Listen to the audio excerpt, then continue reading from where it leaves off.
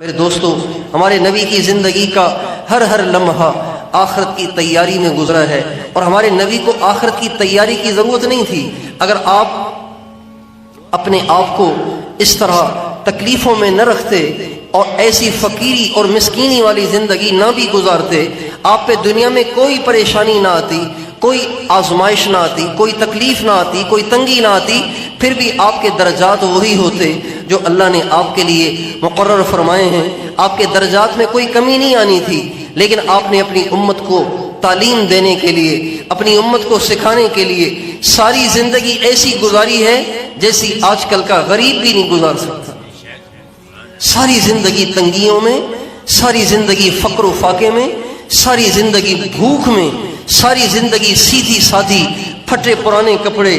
امام الانبیاء ہیں، نبیوں کے امام ہیں، نبیوں کے سردار ہیں، جنت کی چابی آپ کے ہاتھ میں ہے، آپ کے اشارے سے جنت کا دروازہ کھولا جائے گا، لیکن آپ زندگی ایسی گزار رہے ہیں کہ آپ کے گھر میں کئی دن کھانے کو کچھ نہیں ہوتا تھا۔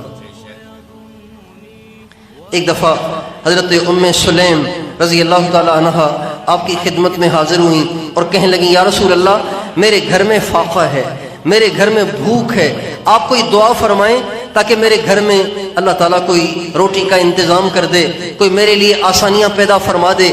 آپ نے فرمایا، یا ام سلیم اصبری فواللہ ما فی آل محمد شیء منذ 70۔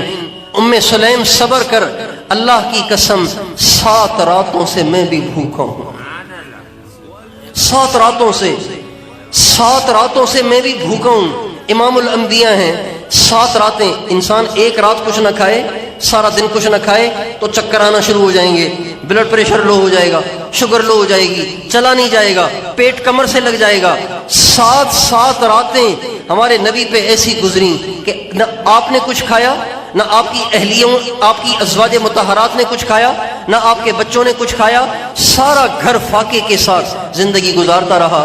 میرے بھائیوں، اگر ہمارے نبی اللہ سے دعا کرتے تو کیا آسمان سے دسترخوان نہیں اتر سکتے تھے؟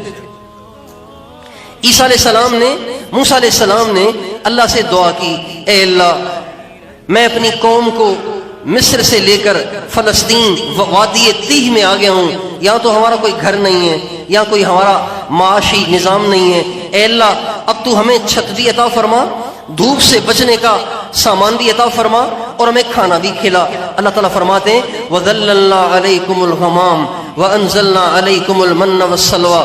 موسیٰ علیہ السلام کی دعا پہ اللہ تعالیٰ نے بنی اسرائیل کے لیے 40 برس تک بادل مقرر کر دیے۔ جب سورج نکلتا تھا تو وہ بادل آ جاتے اور بنی اسرائیل کو ڈھانپ لیتے تھے، وہ سائے میں رہتے تھے، ان کو دھوپ نہیں لگتی تھی۔ 40 برس تک ایسے ہوا، اور 40 برس تک بنی اسرائیل میں سے کسی نے کمایا نہیں۔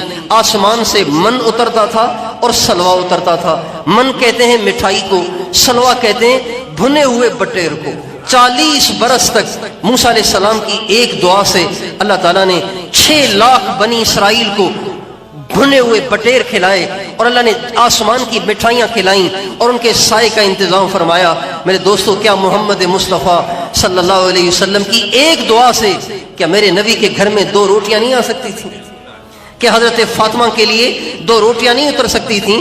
کیا امام حسن اور حسین کے لیے 2 روٹیاں نہیں اتر سکتی تھیں؟ لیکن تاریخ گواہ ہے، سیرت گواہ ہے کہ نبی بھی بھوک سے زندگی گزار رہے ہیں۔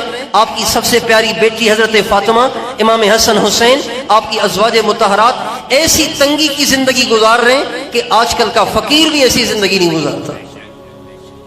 اور یہ سب کچھ ہمارے نبی نے اپنا حال ایسا اس لیے بنایا تھا تاکہ امت کے لیے ایک سبق رہے، امت کے لیے ایک تنبیہ رہے کہ دنیا سے دل نہ لگانا، دنیا میں مسافر بن کے رہنا، آخرت کی تیاری کرنا۔ اس لیے میرے دوستو، مجھے اور آپ کو بھی ہر وقت آخرت کی تیاری کرنی ہے، اللہ کو راضی کرنا ہے۔ ابھی ہمارے محلے میں ایک نوجوان کا انتقال ہوا ہے، 20 سال کا نوجوان ہے، تقریباً 20 سال کا۔ پرسوں فجر کی نماز ہم نے پڑھی تو فجر کی نماز کے بعد وہ آیا کہ جی میں بیمار ہوں، میری طبیعت ٹھیک نہیں ہے، آپ میرے لیے دعا کریں، اور کچھ پڑھ کے میرے اوپر پھونک مارے۔